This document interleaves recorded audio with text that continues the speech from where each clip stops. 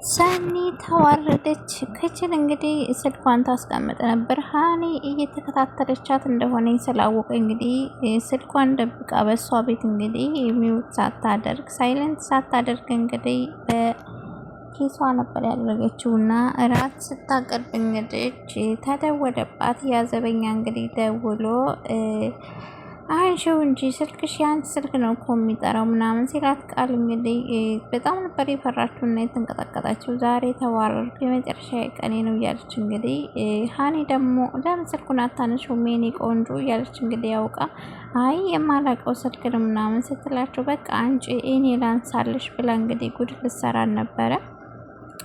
ቃል እንግዲህ አይ በቃ ማንሳት አልፈለግሽ መብትሽ ነው ብሎ እንግዲህ አረጋጋት ማለት ነው። በጣም ልትዋረድ ነበር እንግዲህ እዛ ሀኒ አንስተው ቢሆን ያንን ስልክ እንግዲህ ያው ቀጸጥ ብላ አድምጣ ዘበኛው እንግዲህ ያው እንትን ሊላን ነበር። በዛን ሰዓት እንግዲህ ቃል ቢሰማ እንግዲህ ያው ያንቃታል ማለት ነው። እንግዲህ ብዙ ጊዜ ያው አንደኛ ድምጽ ቀርታታል፣ ሁለተኛ ደግሞ ያው ተከታትላት ለስለላ እንደገባች ያው ሀኒ ደርሳባታለች ማለት ነው። እንግዲህ እሷም ልትነግረው ስትል ምንም ሊሰማት አልቻለም። ወንድሜ የዚች ነገር ሊዋጥልኝ አልቻለም፣ ምኗም ደስ አላለችኝም ስትለውም እንግዲህ ደግሞ ተነሳብሽ አርፈሽ ተቀመጭ ነው ያላት። እንግዲህ ተቆጥቷል ማለት ነው። እንግዲህ የሆነ ሰዓት እውነቱ ይገባሃል ብለዋለች። ያው ገና ናት እንግዲህ ያዘበኛ እንግዲህ ነፂ ቤት ሄዶ የገባው ዘበኛ እንግዲህ በጣም ጭንቀት ውስጥ ነው ያለው።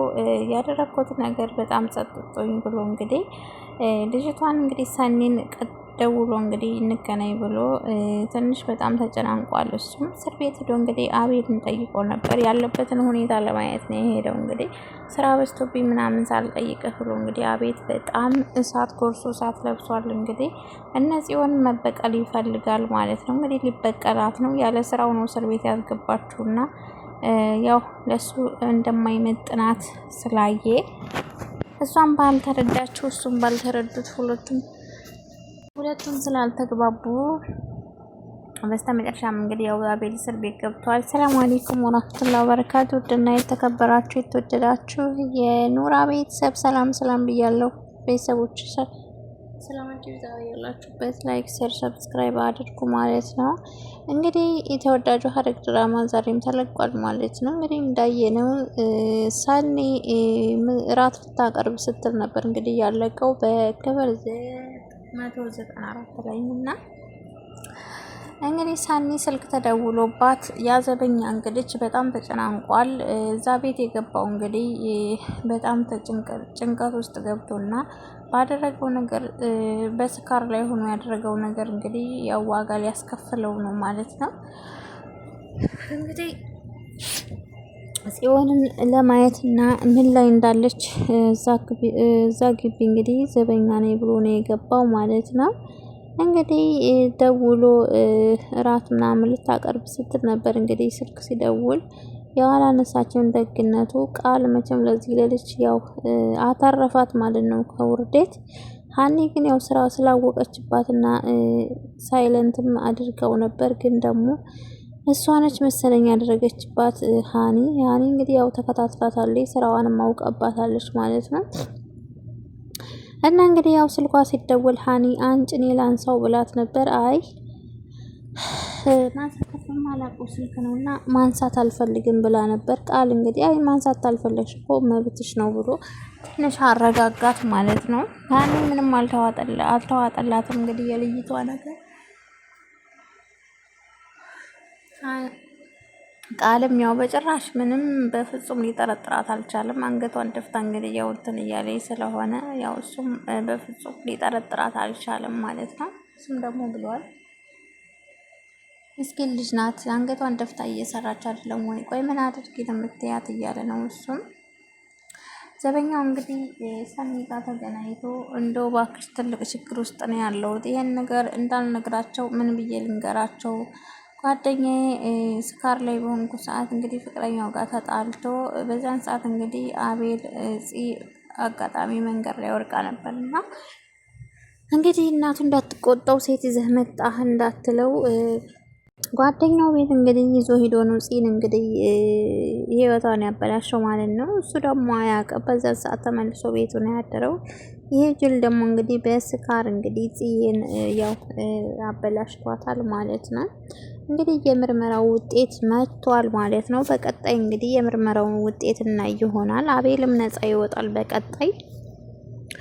እንግዲህ አለቀላት፣ ሊበቀላት ነው እንደዛ ያደረገችውና የምርመራው ውጤት እንግዲህ ሲመጣ የምርመራው ውጤት እንግዲህ የሌላ መሆኑን የአቤል አለመሆኑን ሲታወቅ ወይ ጉዷ ፈላ። መልሳ ደግሞ ከናታን ጋር ልትጣላ ነው። አይ መከራዋ ከባድ ነው በጣም። አሁን ደግሞ መልሳ ከናቱ ጋር ልትጣላ ነው ማለት ነው። ምክንያቱም አንደኛ አቤልን አሳስራለች፣ ሁለተኛ ደግሞ እንግዲህ አቤል ነው የደፈሬ ብላ ተናግራለች። የዘበኛ መናገር አለበት ራሱ ማለት ነው።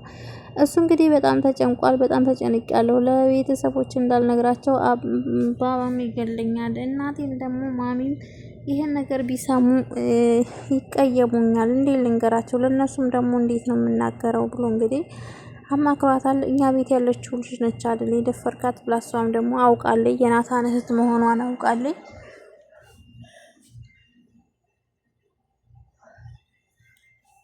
እንግዲህ የናታን እህት መሆኗን አውቃለች ጽዬን እንትን እንዳለ ማለት ነው። እና ለምን እንደገባም ሲነግራት ያው እሷ ተረድታለች። እንግዲህ የሆነ መፍትሄ እንፈልጋለን ብለዋለች። እንግዲህ በጣም ነው የተጨነቀው።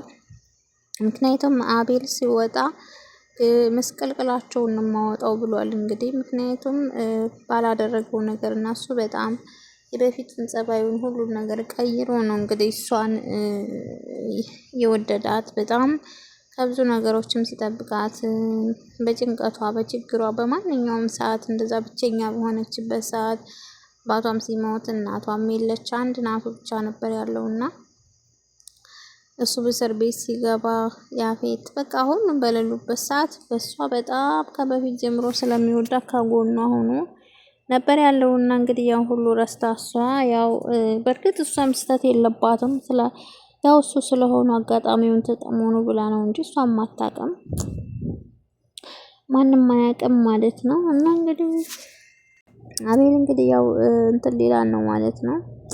እንግዲህ ቤት ውስጥ ያለችው እንግዲህ አዲስ የመጣው ልጅ በጣም እንግዲህ ከዳግም ጋር እንግዲህ ዳጊ በጣም እያሽቃበጠ ነው ያለው። ለዛ የልጅ እንዴ ቤት ውስጥ እኮ በቃ በጣም አበዛችው። ሉሊት እንግዲህ ብሯን ተቀብታ ያችን ልጅ ማስወጣት አለባት ከቤት። ሰላማቸውን እኮ ነሳቻቸው እንዴ ጭራሽ ጽዬን ተናገረች ማለት ነው። ምናልባት እንዳንቺ ስላላረግስ ይሆናል ብላ እንግዲህ ስትናገራት ጽዬ በጣም ነበር የተናደደችው። በጣም ነው የተናደደችው። እዛው ጸጉሯን ይዛ ነጫጭታ ጥላት ቢሆንማ ጥሩ ነበር። እንግዲህ ለወንድሟ ደውላ ገድንዬ ደውላ ነግራው ነበር።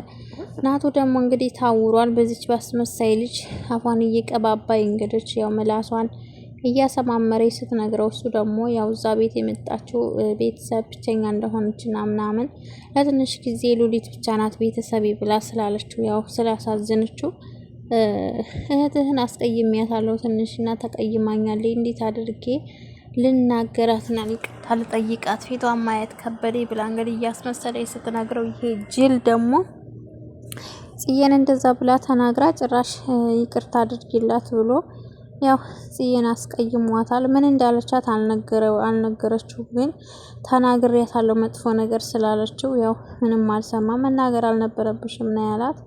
ምን እንዳለቻት አልሰማም። በእርግጥ በእህቱ ያው አይደራደርም። ምንም ቢሆን ያው ብታናድደው የሚያደርገችው ነገር ግን ደግሞ ያው ባደረገችው ነገር ቢናደድም እቺኛይቱ ልጅ ግን በጣም እያሳመነችው ነው ያለችው። እንዴ ጭራሽ እኮ እንትን አለችው ማለት ነው። አረ ሉሊት ልኝ አንቺ ብቻ እንደ ሳቄ ምንጭ ማለት ነው። ዛሬማ በሳቅ ልገለኝ እኮ ነው። ግን እና እሷ ብቻ ናቸው የድራማው ድምቀቶች ማለት ነው።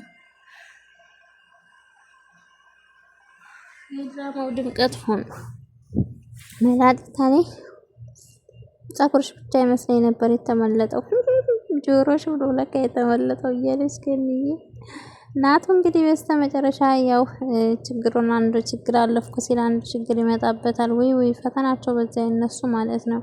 እንግዲህ ጽዬ ልጅቷ ጋር ስትጣላ ወደ እነ ናቱ ልትሄድ ነበር። ተናዳ እንግዲህ እዛ ልጅቷን ተቤት አስወጣልኝ ብላ ተናዳ ልትሄድ ነበር።